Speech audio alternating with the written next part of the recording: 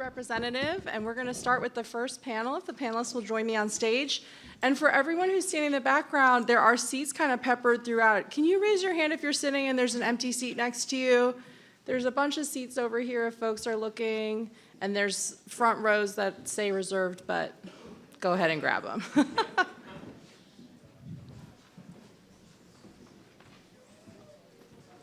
right. Are our mics on? Can folks hear us? Hello? Yeah? Yep. Okay. Yeah. Well, I am so excited for this first panel. I want to just point out first that you have on the stage folks who have served in a Bush, Obama, Trump, and Biden administration. So thank you, everyone, for your public service, first of all. Can we give this? And Trump. I said Trump, Oh. didn't I? Yeah. Did I? Yeah. And Trump, definitely. And everyone's bios are in, the speakers' bios are in your programs, but we have David Dworkin. I made this complicated, there's two Davids. David Dworkin, Gisele Roget, David Lipsetz, and Erika Poethig. So once again, thanks for joining me. We're gonna talk about this new administration. And again, you have on the stage folks who have worked in administrations as political appointees and understand, honestly, those are the hardest jobs. We are going to spend this panel looking ahead, but we are going to briefly reflect on the election. Everyone on the stage is a houser, is dedicated to affordable housing. What are your takeaways as you reflect on the election results? And how do you think this election should shape or change the way that housing advocates and elected officials are thinking about this issue? This is open to everyone to comment or not comment to in your personal capacity, but I know, David, you're going to kick us off here. Okay. So 2 stories, because nothing has changed. Everything feels new, but nothing has changed. 1972, Georgetown socialite is talking to a friend, and she says, "I can't believe Nixon won. Everybody I know voted for McGovern." And in 1992, I was working for George H.W. Bush, and he was talking to Marlin Fitzwater in the Oval Office, and he just looked at him and he said, "How the hell am I losing to this guy?" And the reason is because the slogan of the Clinton campaign was, "It's the economy, stupid." And I was working on foreign policy on the New World Order, and you know, I had a bad feeling that my counterpart at the Commerce Department was not getting the attention I was getting. And the bottom line is that Democrats, in this case, because it goes back and forth, failed to understand and connect with enough of the American people on the issues that really mattered to them. And if you don't do that in this country, you're done. And housing is absolutely one of the essential ways to make that connection. And I think as housers, what's really valuable for us, and the value add we offer to every, certainly, politician and policymaker, is we recognize how to connect with people on a visceral and tangible basis. And we do hold the keys to the resolution and solution to a lot of the problems that people are dealing with, because housing drives inflation, and housing, as Congressman Kelly said, is all about home. And so I think we have value to share with policymakers, but you know, not if they don't listen. Anyone else have reflections? Sure. So one of the things I've been reflecting on, and folks in the room have probably seen, heard, read the punditry. But a lot of it hasn't really been reflecting on the fact that President Biden had 4 million more votes in 2020 than President-elect Trump had in 2024. So what happened to those 4 million voters? And in my personal capacity, I canvassed in Flint, Michigan. Now, Flint, Michigan is 1/3 of the people living in Flint, Michigan are under the poverty line. And in the places I canvassed, it was a stark contrast between the communities that are either subsidized using LIHTC or with project-based rental assistance or Republic housing, where what I found were really engaged, excited, connected people with the communities across the highway in Mount Morris Township that were single-family homes, and people were living in deplorable conditions. Some were homeowners, but many were renting. And just the way Congressman Kelly described it, getting up onto the threshold, you weren't sure whether you were, in fact, going to fall through. And it really, really struck me, it saddened me, and in the conversations I was having with people, what became clear was the impact of COVID and poverty on their lives, and people were depressed. And I was not sure they were going to get to the polls. And these were Trump voters, these are Harris voters. It was a very diverse mix of people in this particular community.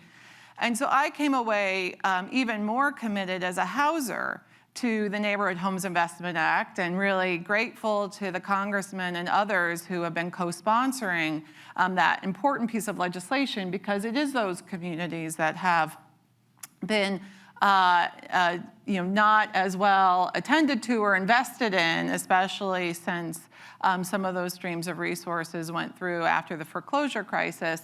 So I really hope that I can take that energy and others can take that energy to think about how we can bring more capital to communities where they haven't seen the same kind of capital for a while. And Sarah, I would just like to build on what Erika shared and also on what Congressman Kelly shared. So my reflection post-election is personal. I had a family funeral just 2 weeks, less than 2 weeks after the election. My mother's family is from Baltimore, and we were in a very small Black-owned funeral home and in an economically depressed part of Baltimore. I imagine there were not a lot of people in that area that voted for President Trump. And I wasn't expecting anyone to really talk about the election, but the minister there, he said something that really stuck with me and that is inspiring to me. He said, "We spent so much money in this election with people talking bad about each other. Imagine if we put that money into helping people." And that stuck with me because I think it shows that we as a country want to work on solutions. We're not interested in just people talking bad about each other. I think that there is a tremendous openness to solutions, and I think that there is a tremendous opportunity, especially in the area of housing, because housing, really for the first time in any of the elections that I've participated in, has been top of mind. Housing affordability for both rental and home ownership has been top of mind. So I think that my key takeaway is that people are ready for the bad talk between different sides to stop, and for some of that energy and for some of those resources to actually be spent on helping people. Thank you for sharing that. You're welcome. Okay.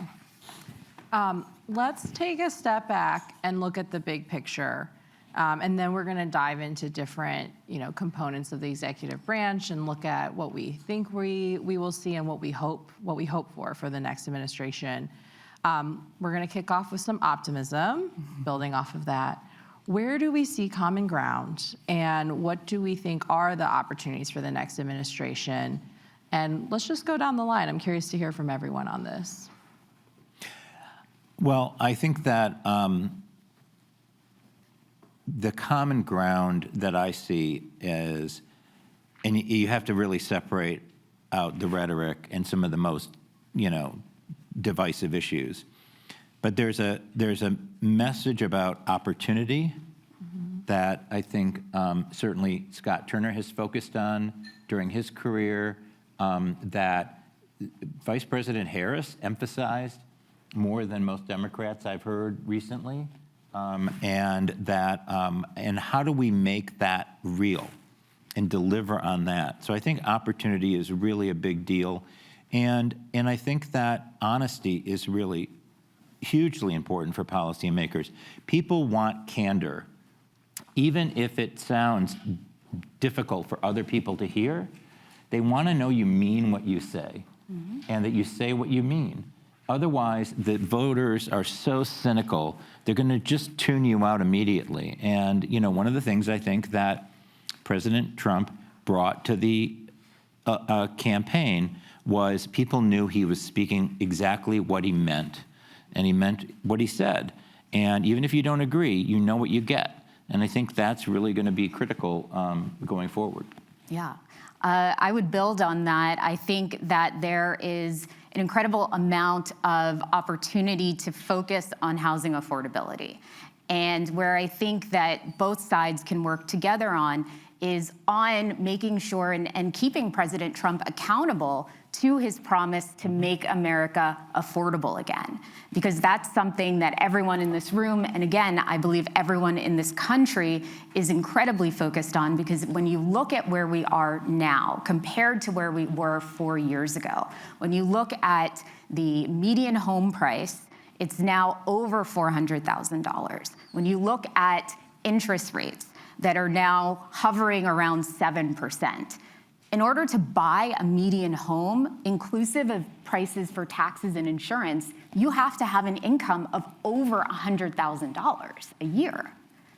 Most people don't have that. Most people aren't going to have almost $80,000 to put 20% down. So how can we shape policy to make America affordable again? I think that's the opportunity. And as David mentioned, I think Scott Turner, through his work in the first Trump administration on opportunity zones, on the White House Council for Economic Revitalization, is going to be an incredible leader and an incredible catalyst and an incredible driver for some of the change that we need to see. Sarah, thanks. And I recognize that you've done a fantastic job with NAAHL during this time. I really appreciate being involved and being part of your organization. For me, part of the answer to this is part of the answer to that first question, that the poorest county in the US in the last election was Erie, Pennsylvania. I don't know how many folks in the room would have guessed that. It's the same that it was in 2020. And Erie was the poorest county in the US in 2016. Rural places, which my organization works exclusively in, and I'll add a little commentary about USDA, which happens to have a housing program. Rural places are voting exactly the same way they did then, and it's more of a factor of there are a lot of suburban and urban folks who now recognize that economic pain and inability to afford a home. Housing affordability is number one in rural places. That's the driver. We have the opportunity in this administration to raise that up, to say, hey, there's a huge population of Americans that have been forgotten by federal housing policy. We can turn our attention to that. We're aware of it. Hooray, welcome aboard. I look forward to working with all of you as we do that. We've got a chance to address a housing crisis in a way that people are talking about. As Gisele said, it's the first time in my lifetime candidates are talking about it, and we're going to get a chance to talk about it in the towns that we're working in a way that's going to address an entire population of folks who rightly say, government's not working for me. So in the Biden administration, one of the principal strategies that I helped to lead on was the Housing Supply Action Plan. And we worked with Sarah and others in this room to pull so many levers in the executive branch to increase housing supply. But at some point, you kind of run out of the levers that the executive branch can pull, but I do think there is alignment around removing regulatory barriers, doing more work to both incentivize and require state and local jurisdictions to do more to increase housing supply. And I see that a spirit in the Trump administration's policy agenda. It was definitely in the campaign, alluded to it. And so I'm hopeful that there are more opportunities, especially with a larger framework around deregulation, that there's an opportunity to, in some of these funding conversations or other conversations, to see ways to encourage state and localities to do more to help increase housing supply, which will make a huge difference on affordability. Absolutely. And I think, everyone on the stage is committed to having those tough policy conversations as well. Everything doesn't have to be just about politics.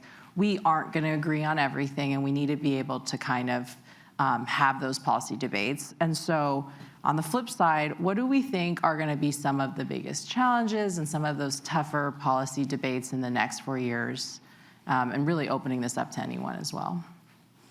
Well, I don't think this is going to be a difficult debate, so I am going to answer your question with my answer.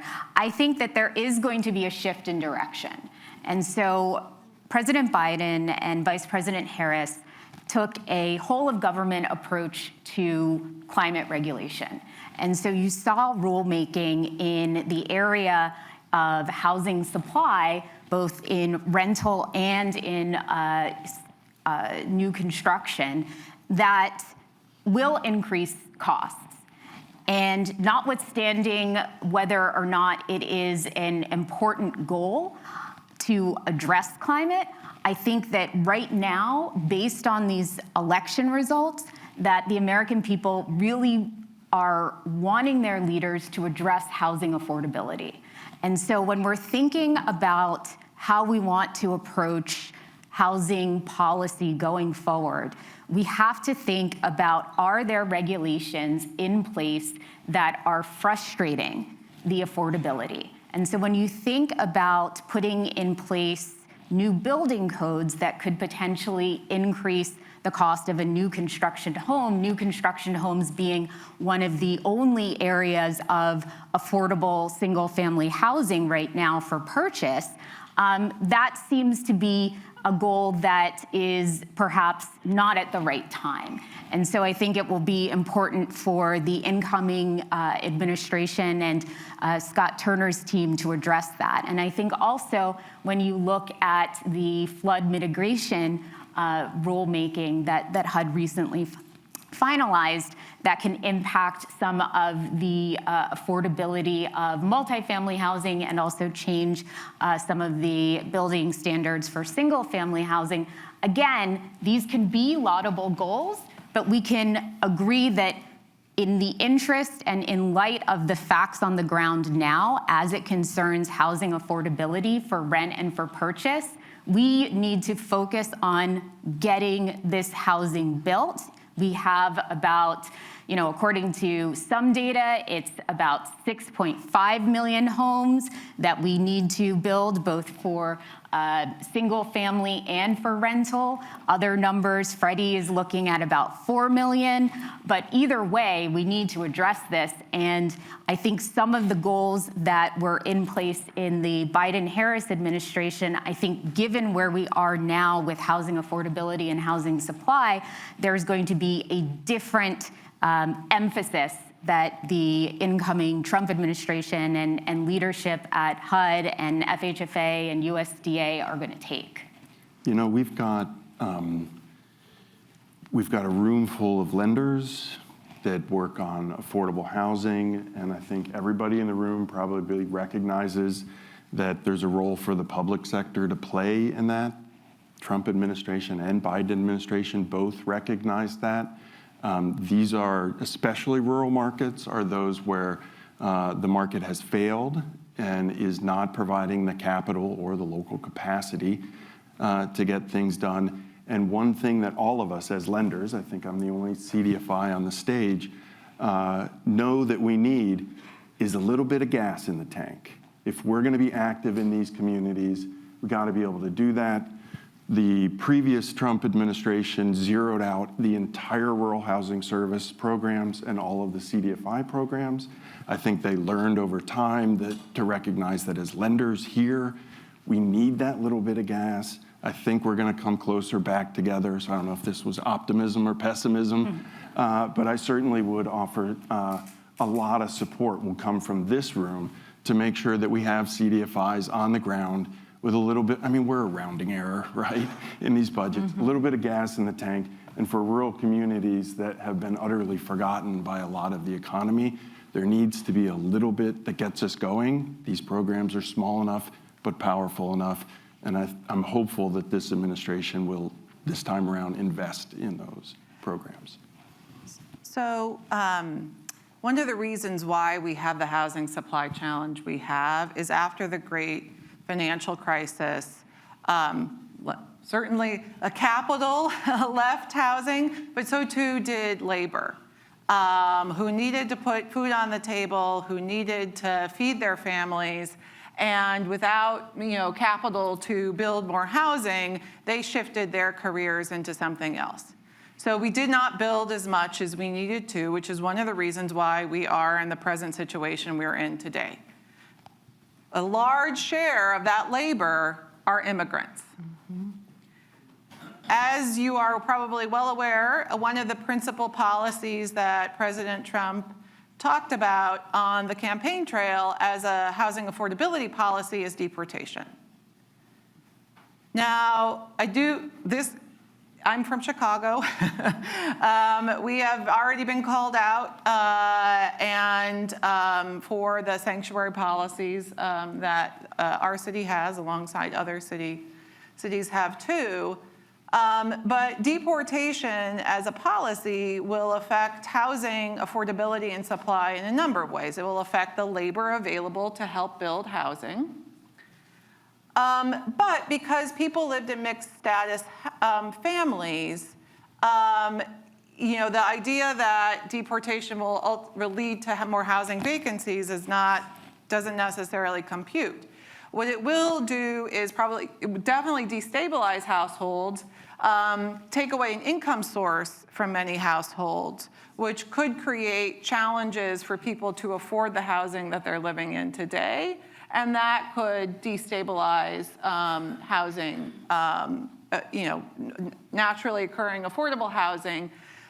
Those kinds of properties may be destabilized as a result. So I do think this is an area of disagreement. And I think it will challenge some of the other goals that the administration has. And I do, just a week ago, though it feels like a very long time ago, we were Everything does. in this room Yes. at your conference having this conversation. Laura's in the stage. I had the pleasure of being on a panel, and her words almost brought tears to my eyes. I was trying to hold it together, But about this very topic, because I do think it's emotional. It's about the fabric of our communities, and obviously it's also about labor, and it will add costs. And I think maybe to kind of tie a theme from what you're hearing here is, at the end of the day, policy is about a series of trade-offs. And the costs have fallen on the back of developers, and the real costs fall on the back of renters and homeowners. And every administration is going to have different policy priorities that have different costs. And I think we're hearing that tension. And so while the next administration may take a step back from added costs that come with climate-related investments, there could be added costs from tariffs, from deportations, and this is just going to be the debate. I almost hesitate to say this, but there was a moment a little West Wing moment I'll always remember, if you will, when Ezra Klein released an article called Everything Bagel Liberalism, and it just made its way through the administration. And everyone was like, are we doing this? And it's an interesting read for anyone, but it is about, we have so many policy goals, and there comes a point where you're wondering, what are you able to get done? Because it can become too expensive. And I just think this is a debate we're going to continue having as a country for a long time. Yeah, you just blew my mind, because my wife is very progressive, and I'm pretty right of center, conservative. And she loves everything bagels. I And love everything bagel. I'm a sesame guy. I'm sorry. It's, I can't stand everything bagel because it's just too much is going on there. So New personality test that is metaphor what type of bagel do you is really, gravitate towards? wow. Okay, so I would say, in answer to your question, that both the biggest threat and potentially an opportunity is that this election was won on the theme of disruption. I think you can really tie disruption to almost every major position that President Trump took.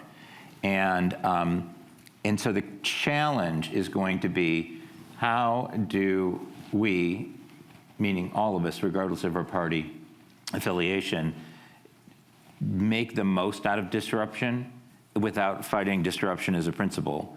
Because if we fight disruption as a principle, we're going to lose.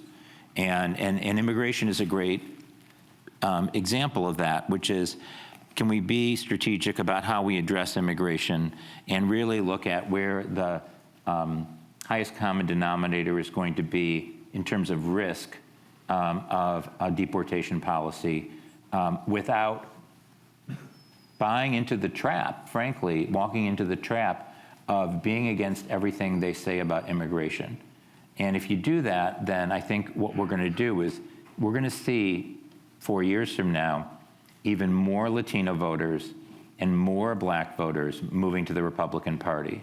And because this is a very real issue for anybody who is second or third generation or 10th or 20th generation American. And we can have a moral argument about whether that's right or not, or we're all immigrants unless you're Native American. But the reality is that these feelings run deep. And, you know, I come back and we've talked about this. You know, I was in my mother was in the hospital. I'm watching CNN talking to the housekeeping man who's sweeping the floors. African-American guy who lives in the city of Detroit, works in the suburbs, Trump voter. And all of his friends are Trump voters. And I asked him why, and the economy was one, but the biggest one was immigration. And what he said was, these people come here, they want a better life. I get that. I don't fault them for that. But, you know, we spend a lot of money helping them get on their feet, and then they look down on me like I'm nothing. Yeah, And we need to let that settle, because it's, that is how he feels. That is the experience he has had. I can moralize with him. I can stick my finger in his chest and tell him he's a terrible person. You know, but he also told me at the same time he told me he voted for Trump that he voted for Hillary Clinton and Barack Obama. And so, you know, if I'm not listening to him, then I'm just talking to myself. Thank you, and I do want to, we have so much to talk about, and I think we're going to be all fighting to not let us always be talking about just this one issue. I think it's going to be on our agendas for quite some time.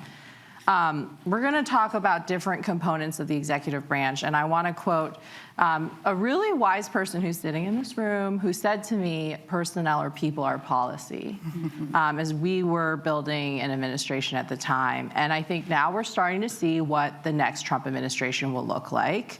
We'll touch on some of these nominees, but it's also still really early. I think cabinet secretaries are one thing, but we know that leadership at the program office level will really set policy agendas as well. So nonetheless, let's actually start with the White House. Erika, in your time there, we saw housing centered and really focused on at the White House in a way I don't think we'd ever really seen before. I'm curious to your reflections. You know, do you think we'll see that again in this next White House? Or what would you say in terms of this being important for the American people on why the White House should remain focused on housing affordability? So maybe let me answer that by not assuming that everybody in the room understands like how the White House is organized and how you would recognize whether it's a priority or not. So, so there are about 400 full-time FTEs in the White House. Other staff are detailed from agencies, or they're on partnership agreements from universities or other nonprofits. And so, but those 400 people, in part, represent, you can read whether something's a priority or not. And these are people like, not just in the policy council, these are period, 400 people.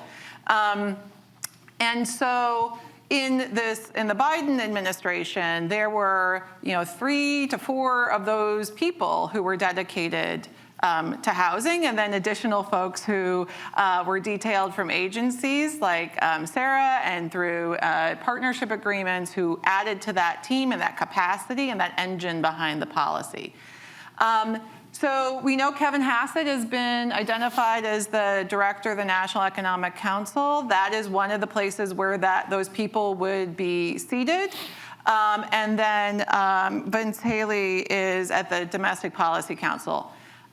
Nothing I know about either person tells me that housing is necessarily high on their particular agenda.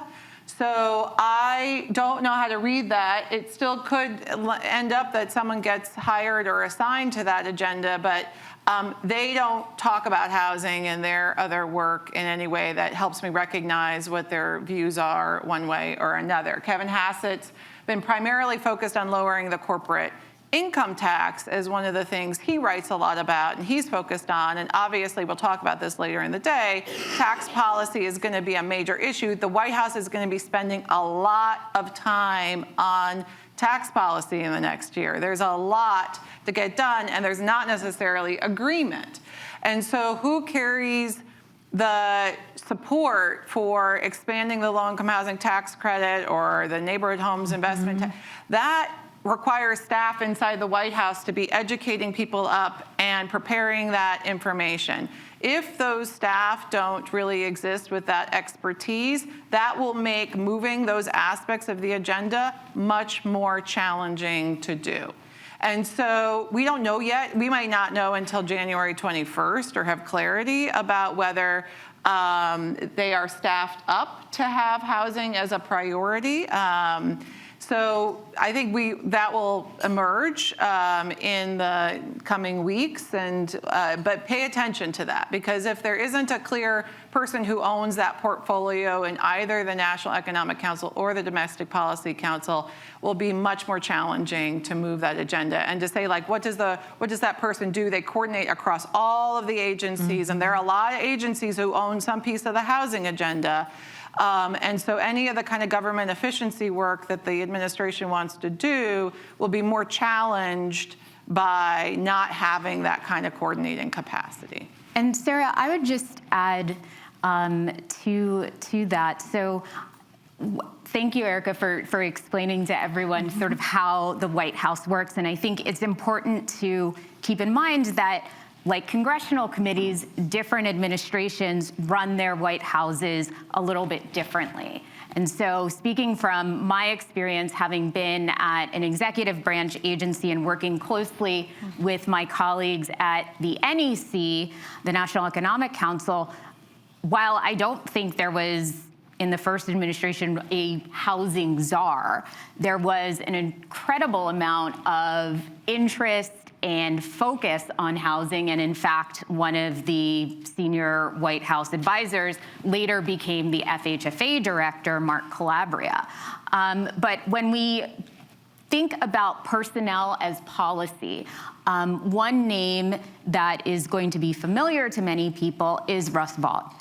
And so that is someone who was in the first Trump administration in the Office of Management and Budget. And the Office of Management and Budget is one of those White House offices that a lot of people don't really know outside of DC, but I would say it's probably, after the president, one of the most powerful positions in this town.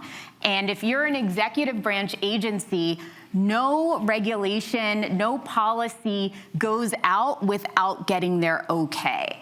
And so when we're thinking about... Much to our chagrin sometimes. Yes, I was definitely very excited when I went to an independent agency and I did not have to check with OMB or OIRA before I tried to do something. Also noting the former head of the housing budget at OMB is in the room too, so we also love OMB. Yes, yes. We love them. We love them. I'm not going to say what people sometimes call that acronym under their breath. But if you know, you know. If you know, you know.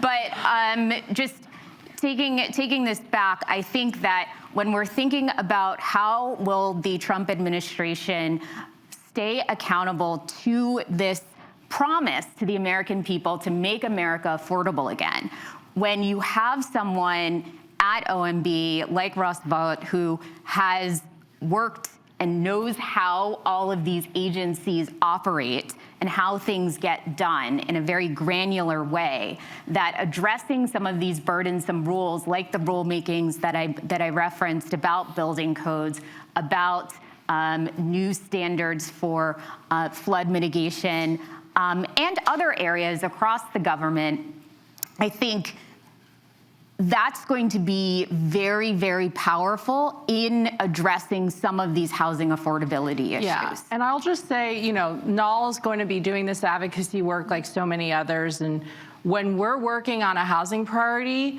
we go down the list. We start in the White House, we go to NEC, we go to DPC, we go to anyone in the cabinet, we go to the Vice President's office, we go to OMB, we go to Intergov, we go to Congressional, then we go to HUD, then we go to Treasury, we go to the multiple corners of Treasury. Yes, we also go to USDA, and so many others, but there is a whole network of staff that are gonna be filled, and all of them are gonna need to be engaged and educated on priorities. It's really not a one-stop shop in the advocacy work.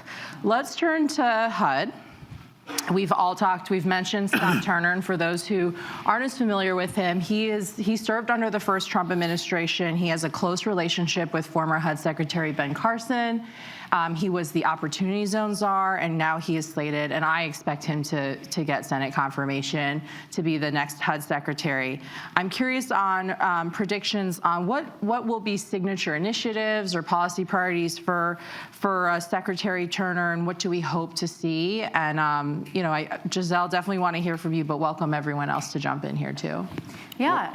Well, go ahead. Do you want to? Yeah, I have to admit that I snuck away from my Ohio and West Virginia roots for a minute, worked at NYCHA, God help me, a couple of strong years of New York City's Housing Authority, and started the Obama administration for 3.5 years at HUD before going to USDA. We came in on day one, we were the everything bagel. We wore everybody out with 1,000,001 things. Piece, we had published a piece when I was in New York on how to convert public housing to a commodity which many of the folks in this room could finance. Later became RAD, the Rental Assistance Demonstration, where we identified that there were $30 billion in those days of backlog for public housing. We invited private finance in, and in a limited manner, that being our big signature initiative when we first got there, it functioned, it worked, it brought private finance in. There's now been an extraordinary number of those transactions, and right at the top of one of the lists of the HUD plan that was written in the Trump administration is that RAD was a tremendous success, and that they recognized that private finance in an affordable housing portfolio can really have power. I'm excited for that. I'm hopeful that the secretary continues to drive that agenda. That would be a big piece that I think would gain a lot of attention, bring private finance in, and help save one of HUD's biggest portfolios. They also, for my current work, voiced strong interest in the manufactured housing code. The Trump administration wanted an updated code in place. They were pushing a regulatory agenda there to make sure that that housing was up to date and available for folks in this room to be able to finance and use. They even said, bring on a DAS, for those of you who know, if you know, a Deputy Assistant Secretary for manufactured housing. Biden administration actually got there as well. So I'm hopeful that those two things can be a big part of the early wins for HUD. Yeah, and I would just add to that, I was going through my mind and thinking, I think that Scott Turner is going to be the first nominee for HUD secretary since probably the Clinton administration who has actually been in the HUD building. Since Cuomo, there hasn't been a HUD nominee with that experience. And so Scott Turner is a transformational leader, and that's what you really need at an agency like HUD. You need to have a person of character. You need to have someone who is a hard worker. You need to have someone that is going to portray that kind of transformational leadership that particularly at this time for our country that we do need. In addition to his work on the White House Economic Revitalization Council and on opportunity zones, since he's left the administration, he's worked in the area of multifamily housing. And when we're thinking about what is the future of opportunity zones going to be, how does this all tie in with what's going to happen in the tax reform debate, having someone like Scott Turner at HUD who is working on opportunity zones since their inception is going to be incredibly, incredibly powerful as we're thinking about how do we actually get the economic revitalization for communities across the country that I think the American public really want to see.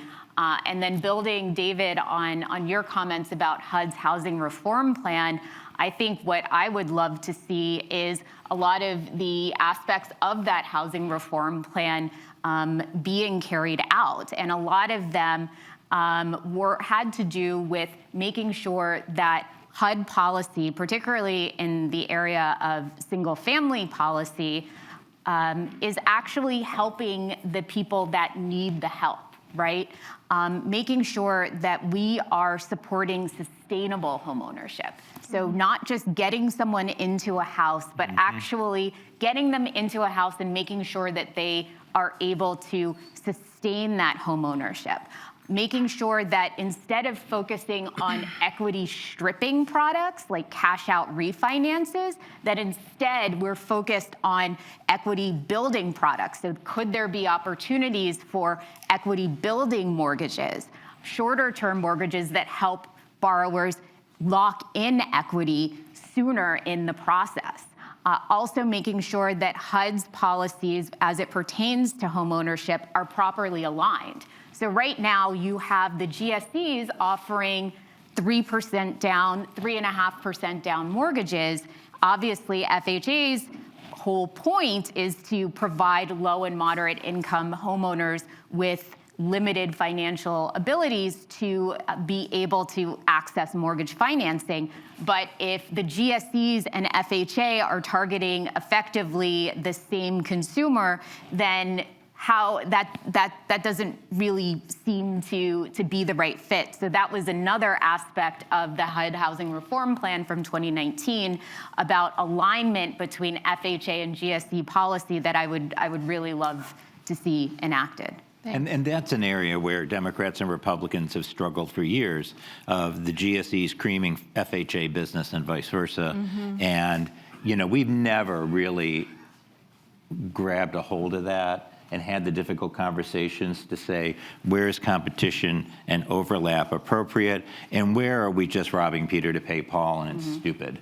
And we have to have that conversation and figure that out. That's a good segue. We'll talk about the regulators for a second, but I do want to, just to wrap up on HUD, I know there's so much more we could say, and I once again said this just last week, so apologies for people who are double dipping in our conferences, but I was half joking, but I really do think HUD needs a transformation. I think everyone in this country will benefit if that federal agency is given more respect and taken more seriously and understands that the federal government does, and always will have an important role to play in affordable housing. I think HUD needs to be rebranded. It's not the urban development, it's housing and community development. It needs I thought you were going to say housing and rural development. Let the urban program, urban folks in for just a minute. Yeah. We love an acronym, so we can come up with something fun. It needs a new. It needs a DOT effect. It needs a new building. It needs a transformative leader. It needs a rebrand. It needs new elevators And new people. It needs new people. It needs a new IT system. Yeah. We have a lot of recommendations to the next administration. Yeah. If they want a working HUD, we have a retirement cliff. We have a need for IT systems. Government needs to work, and draining the Weaver building doesn't help anybody. It's part of the problem is that every single person who's worked in a Democratic administration and has tried to do real change knows at least 5 people who are permanent civil servants who stopped everything they did at every turn they ever made. And so we have to recognize that there are a lot of folks there who've been there forever, and their favorite phrase is, "It's always been this way, and I'm going to be here long after you're gone." And so there are also great people there. There's a lot of empty positions there that need to be filled. Yes. And I think that we have to look at a lot of these policies because we got 4 years of this ahead of us. As where are the opportunities? How do we bring new enthusiastic people into these jobs and make it easier for them to be effective? Because this administration is not going to fill every one of these jobs by half. And so there are going to be plenty of opportunities for the next administration to fill a lot more jobs as well. I think that RAD is definitely going to be an opportunity for us to say, how do we make that work well? It's desperately needed. And then the third area, I think, is going to be housing first. It's become a lightning rod. It's going to go away. The question is, how do we do this, serving homeless people in a way that's effective and impactful and sustainable? And in some cases, it's absolutely housing first. And what that's called is rapid rehousing. That's a thing that progressives love to talk about. But that is, for economically homeless people, the most important way you can help them. There's also people who have long-term chronic issues, and we have to be mindful of the fact that putting them in a unit without wraparound services, which we support intellectually but not financially, where there are at-risk populations, may not be the best way to go. And so I'd love for us to get away from these labels and just talk about how do we help the most people. And we need to get away from extreme policy alternatives. I was just having this conversation with some folks last night about housing first, and I will say when Gisele and I had a conversation on your podcast, I did not go into it anticipating to talk about homelessness as much as we did. And it was a good reminder for me, some topics that are gonna come to the front again. And I do think, when we're in these extreme political environments, we all act out of fear of losing what we have. And it takes away the room for trusted conversations to be nuanced and to say we need a range of solutions in this instance for addressing the huge variety of people experiencing homelessness. Sometimes it is permanent supportive housing. Sometimes it's rapid rehousing. There are varying degrees of services needed. But to the folks in this room, it requires capital. It is expensive. And that we have a huge issue with chronic homelessness, and that's the most expensive one to solve. I do want to, because we do need to get through, I want to get through the regulators, USDA and Treasury, no big deal. Yeah. But I do want to wrap one other thing is, yes, in terms of public servants and career-long servants, what I also hope we all can constantly project and encourage for this next administration is just to treat people with dignity. I am really worried about how we're going to treat federal government employees, and I'm scared by the targeting of individuals on different social media platforms. These are people with jobs trying to serve their country. And yes, we need to build a bench of the next generation of great thinkers and public servants, but we also have to treat everyone with dignity, which I know everyone here agrees on. Let's jump into the regulators, though. Deregulation, I'm just going to throw some big things at you. FHFA's agenda, GSC reform, deregulation, banking, the Community Reinvestment Act. Just this little thing that NAAHL cares about. let's dive in. What are we expecting? I mean, there's a lot we still don't know, but I think we know we're heading to a different approach. Yeah, we're definitely heading to a different approach. I think there is going to be a culture change on day one in all of these agencies. And I think that, I don't like to say deregulation because that sounds, I don't think that's accurate. I think right now we have burdensome regulation. We have burdensome regulation that is increasing the cost of housing, whether it's for homeownership or whether it's for rental. And we need to pull that back. And I think what's going to be an interesting challenge is while these agencies get their heads, we're going to have Scott Turner at HUD. Eventually, we will have an FHFA nominee. But it's the general counsel at all of these agencies, whether it's HUD, whether it's FHFA, whether it's Treasury, that is going to have a huge job because in addition to having to execute on the Trump-Vance campaign promises regarding reducing regulatory burden, we now live in a post-Chevron world. And so what does that mean? That means that there are a whole host of regulations and policies that all of the government agencies promulgated that may or may not have a statutory authority. And how is this new general counsel in each of these agencies, how will those general counsels be able to essentially balance a tremendous workload? And when you think about staffing and when you think about priorities, it's going to be a really, really huge balancing act between making sure that everything that has increased costs is addressed on through regulation. And so if you promulgated a rule following an APA process, you have to pull it back with an APA process. We've learned this through a number of actions in the past. And so that takes time and that takes staff resources. But then when you also have a whole host of regulations where there's a lack of clarity of whether or not there is the statutory basis for them, how does that fit into the priorities? So I think that, when we're thinking about how these agencies are going to be operating, we need to recognize that they're going to be in a post-Chevron world and there are going to be a lot of stakeholders with a lot of asks. How are these asks going to be mediated? And post-Chevron, if your generation doesn't start with a letter, you are never going to work on CRA regulatory reform. Yeah. Let's turn to Treasury. That was such a smooth segue. So smooth. That was a loaded statement, David. Can't think about that. Oh, wow. Yeah, I think we were having a really rich conversation yesterday at NAAHL's Board of Directors meeting about the future of CRA, and I think there's a lot of uncertainty. But I think what we do know post-Chevron, just to round that out, is many more regulations are going to head back to Congress to need to be reauthorized if we're looking for substantial policy changes.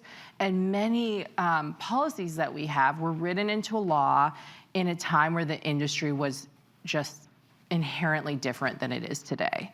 And so this underscores the importance of educating and engaging members of Congress as well, because post-Chevron, the power is shifting to the courts and ultimately to Congress. And so, it's just a new chapter for us. It's a very short, tightly written statute. And I think, pretty much if the statute is less than 100 pages, the chances that it's going to be able to be changed without going back to Congress and post-Chevron is pretty difficult to imagine. Again, it shows the importance of how bills are written today. Yeah. They have to be written with a thoughtfulness and a level of detail that, a lot of Hill staffers aren't necessarily, used to. The Hill's not passing bills every day, and will be extra challenging in a reconciliation framework, which I know we'll talk about more because you have to prove a budgetary effect. So it's not, you can't just write anything in a reconciliation bill. So it's a tough road ahead. Let's talk about Treasury. What I think has been so interesting is this debate, policy debate, maybe this is more of a Washington thing about, is housing at HUD or Treasury? And that's because we've seen recently rental and home ownership programs and others, the state and local fiscal recovery funds go to Treasury. It really comes down to, I think, certainly a debate about which agency is better equipped to deliver resources rapidly. It comes towards an appetite for policy to be in the tax code versus grants. And I think, going back to my pitch that HUD needs a makeover, it goes to an often a distrust with HUD that I think is baked in a lot of history and unfortunate reasons. Do we think housing is still going to be at Treasury? I'm curious, David, your take on this, and what, and Scott, was that, like, what do we think about the nominee?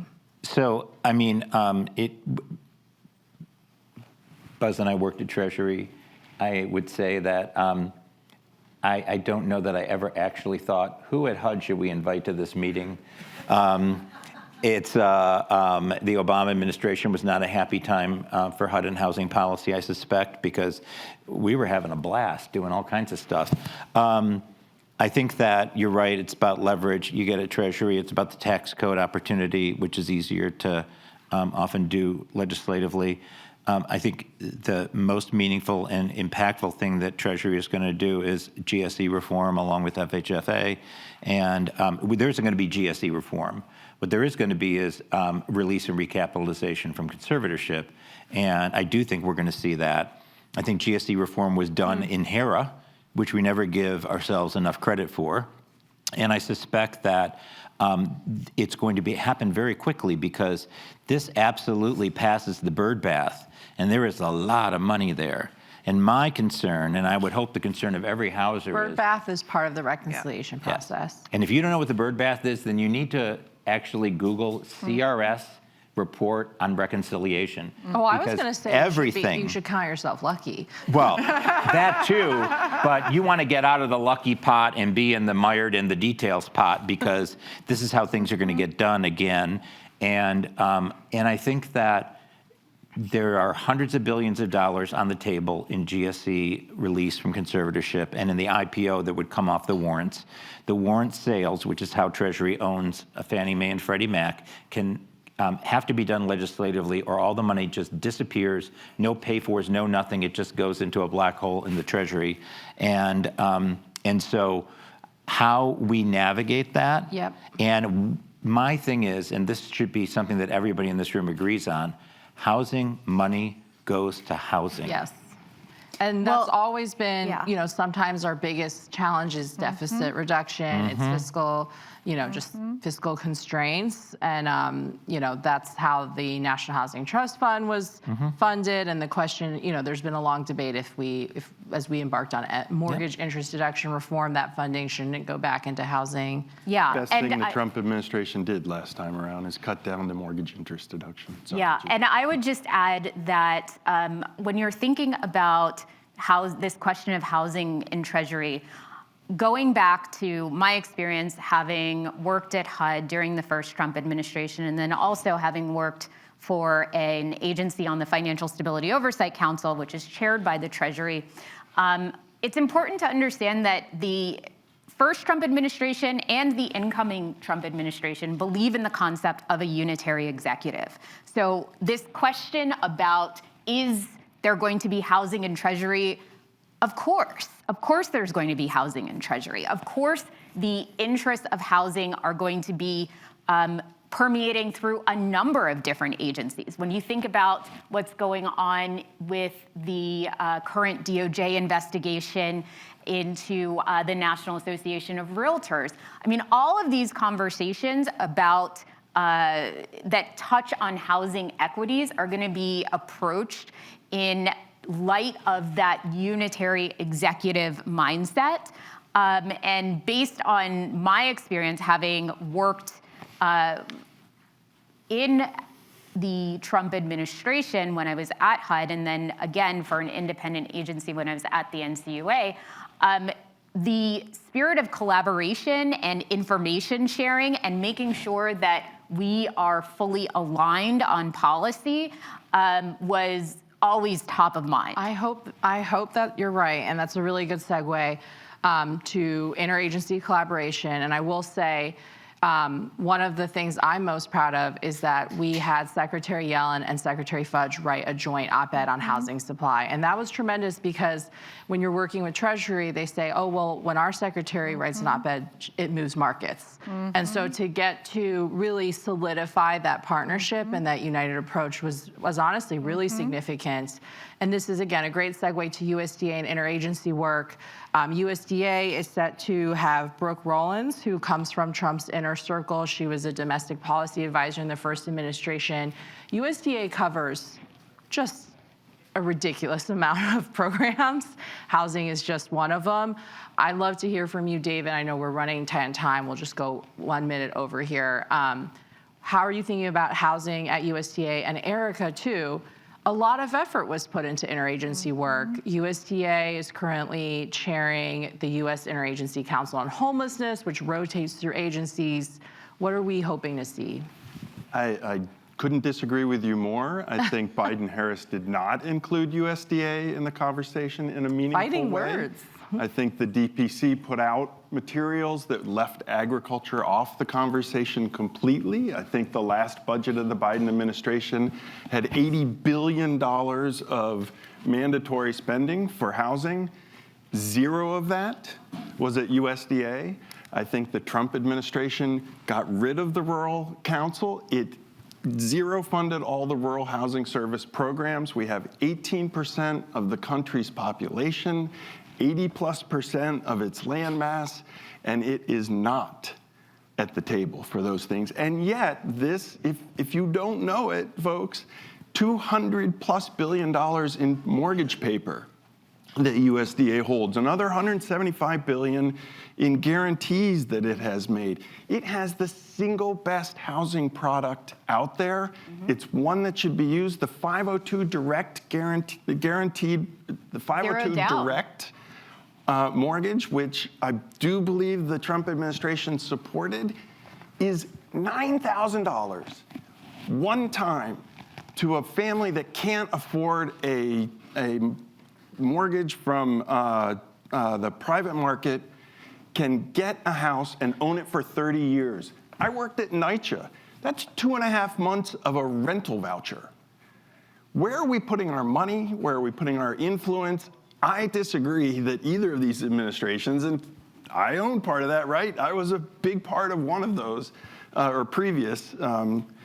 We haven't balanced and we haven't done a good job with interagency government. And if you're part of that 18% of the population and you're sitting there saying, government doesn't work for me, you're right. And you have just earned yourself a seat at the table through the way the votes played out in this election. And for all the parts that I love about having GSEs and liquidity and CRA and all, these things have to work for the entire population, or we are going to stay in the middle of a really rough populist period in our politics where people are struggling economically and aren't looking to the folks in this room to have the answers that are going to move the dial. So David, I'll be glad to send you links to all the briefing papers that had USDA prominently featured in the policy, and they were actively at the table on a lot of policies, and there were absolutely components of Build Back Better agenda and other agendas that included resources. 0 for RHS in Build Back Better. There was a preservation component. Yeah. So anyway, Welcome I don't, to the family. This is our Thanksgiving. We'll agree to disagree. We don't need to end on Yeah, this. we don't. So, but those are fighting words, and so I need to correct the record, or else I wouldn't be doing my own work justice. So, I would say that interagency collaboration, that was a huge lesson learned, I think, particularly because of COVID. And the challenges in the first year and the tables that we had to set in order to make sure we were using every lever of the federal government to keep people in their homes, whether they were renters or homeowners, was borne out by millions of people not losing their homes and not getting sick with COVID. And the research literature bears out that that was one of the major results and major impacts of the first year. And a lot of that was new agencies coming to the table. So one thing I would just say that I do feel has progressed in the last 4 years, and something near and dear to my heart, which is that people seeing housing as a platform to better outcomes, better health outcomes, better educational outcomes, better economic outcomes, long-term, being able to keep and get a job. I think COVID taught us that manyfold, and I hope that that is also a platform for making that table larger and bringing other people to that table who are not just the housing agencies or agencies that carry housing as a programmatic feature of what they do, but also HHS. Interior. Interior, Yeah. absolutely, Commerce. are critical to solving the challenges ahead of us. And I think that's such a great way to kind of wrap that is having a larger table. And I think what I'm hearing, even in the disagreement, is that we need more. We need more collaboration, more resources, more innovation. And I would say we also need to have an open mind. I think that this election, as we all know, was very divisive. Everyone has an opinion about the incoming president.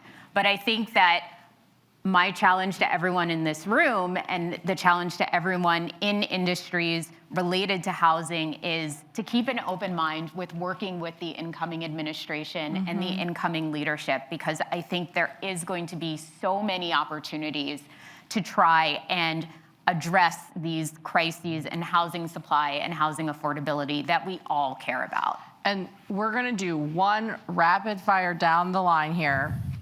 Again, everyone here, as you've all heard, has kind of battle wounds from your time serving the administration and the lessons we've all learned. And I think we also know as housers, this housing crisis it didn't start and it won't end with any given administration. This is a long challenge that this next administration is also inheriting. And so my question for you all is two parts. What advice do you have for the next administration as they take the baton in trying to solve for America's housing challenges?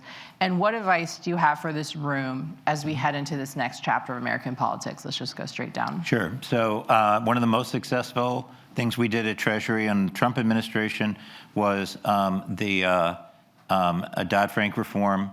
And the reason that was successful, and frankly, Mnuchin's CRA memo, is because they did incredibly broad consultations across the spectrum. I'm sure many of the people in this room were in one of those meetings. And so my advice to the administration was follow that model, talk to everybody, figure out what you need to do to get to the end point, not to the starting point. And then for everybody in this room, I would say, if you want to understand better how to work in the components of the administration that you probably don't understand, you need to read Hillbilly Elegy. Do not watch the movie. Read the book. And Walter Isaacson's Elon Musk book. And I think that really, if you want to understand what disruption looks like when it's both successful and unsuccessful, the Musk book is the way to go. And if you want to understand both the people that are driving this and J.D. Vance, who I expect to be very influential in policy, you need to read his own words.